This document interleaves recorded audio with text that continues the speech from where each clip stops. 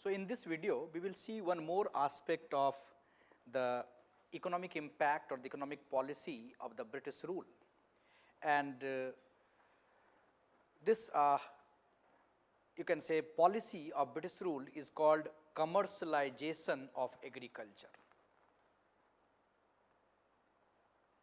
Commercialization of agriculture.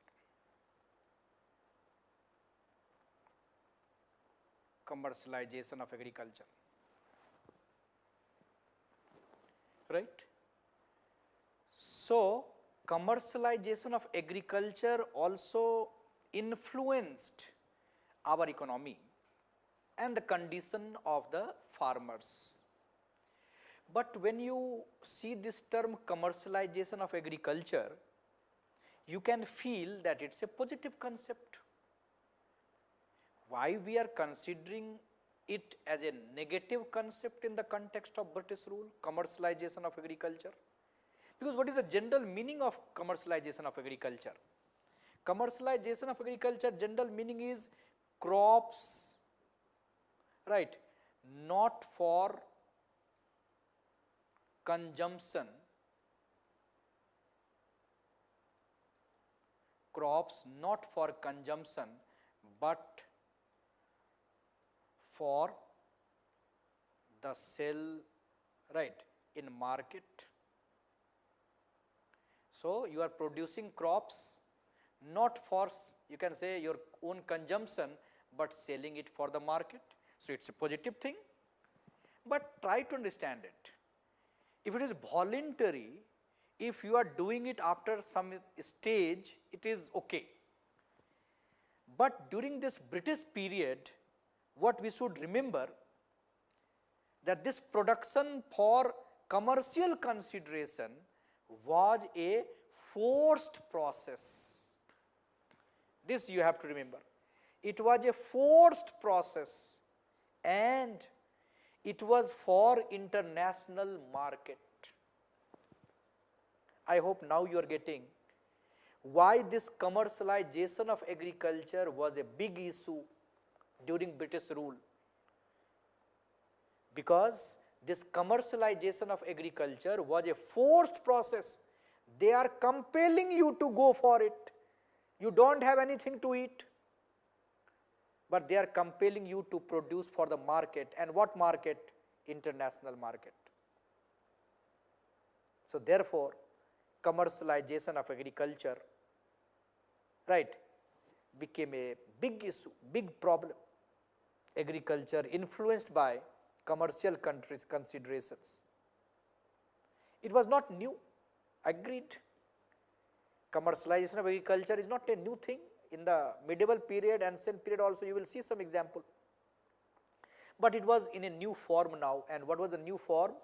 Forced for the international market. They wanted a controlled commercialization, right? So what we can add here, we can add here that commercial agriculture or the commercialization of agriculture acquired a new form in British period, because it was not for the development of technology, development of agriculture, it was a forced process. It was a forced process. And for international market, and the East India Company was interested in producing commodities for Chinese, right, suppose opium they were producing, and or for, right, the Western market,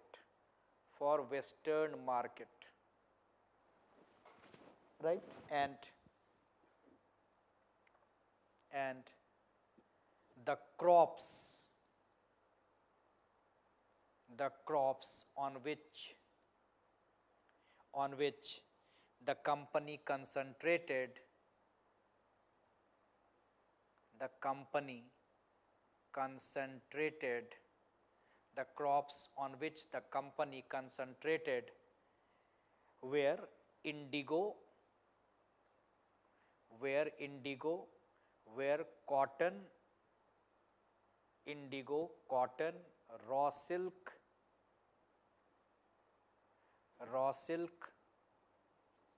right, opium, right, for China they were producing opium, opium, then pepper, right, and then in the 19th century later you will see that, right, the tea and sugar also they started producing, tea and sugar,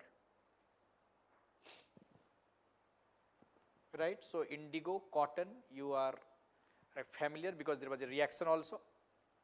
So this is called commercialization of agriculture, right.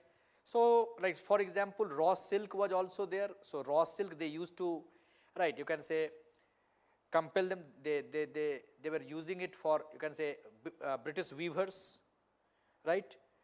So opium, of course they were smuggling into China despite their, you can say, prohibition, their, you can say, the Chinese prohibition. Indigo as a dye they were, you can say, doing it for the West. Tea plantation of Assam they were doing it for Britain, right. So all these products. Now one question can be, why this commercialization of agriculture, why this commercialization of agriculture? So you understand it. So why this commercialization of agriculture? So the first important point is, why this commercialization of agriculture? First important point is, one basic reason was constant need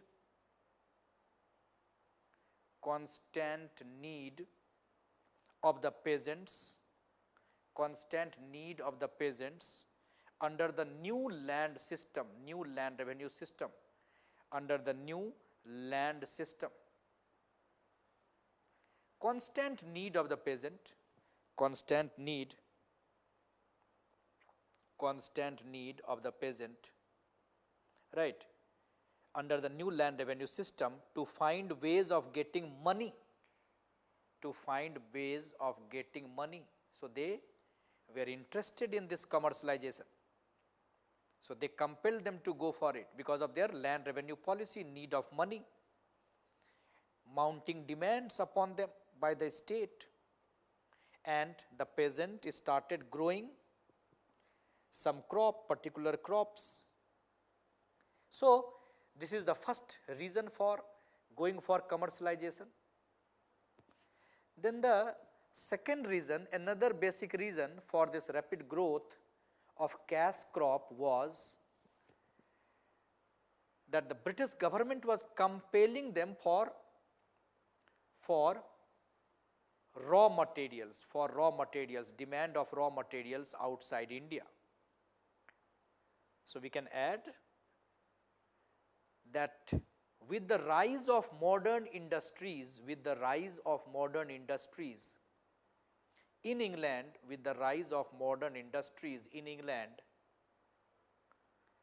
the necessity of raw materials for those industries grew.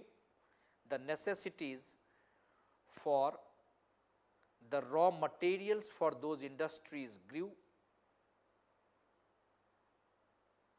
and government accelerated the commercialization or specialization of Indian agriculture. So their requirement of raw materials outside, right, was also one of the important reason, right. But for your examination point of view, they can ask you, what was the impact of commercialization of agriculture? What was the impact of this kind of forced process? Impact of commercialization of agriculture. Number one,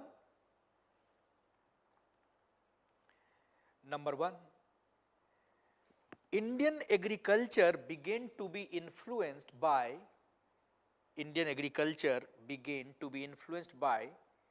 widely fluctuating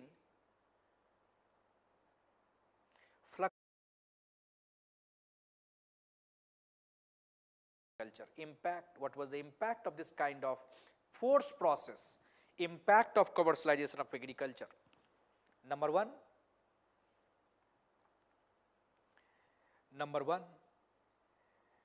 Indian agriculture began to be influenced by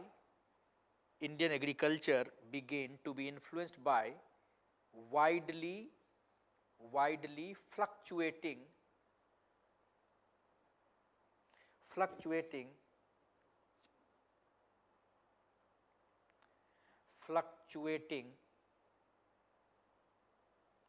world prices,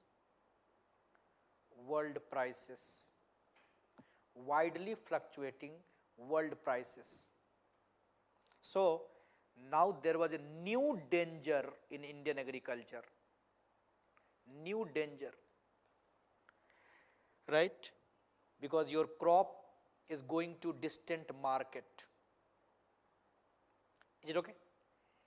Then second impact was that there was no increase in agricultural production.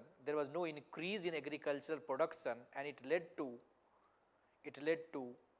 agricultural, right, stagnation.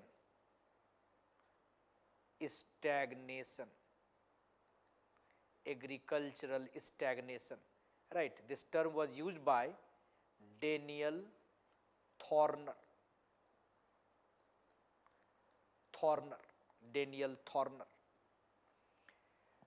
right? No increase in production and agricultural stagnation.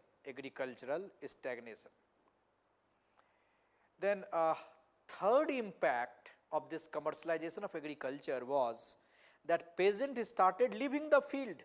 Peasants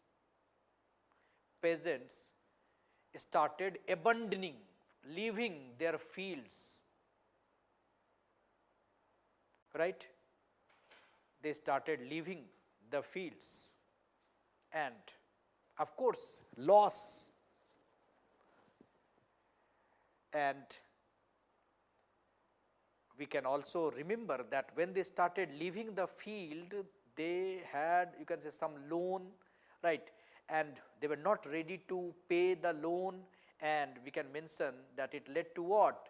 Ruin of money lenders also, zamindars also, money lenders also affected.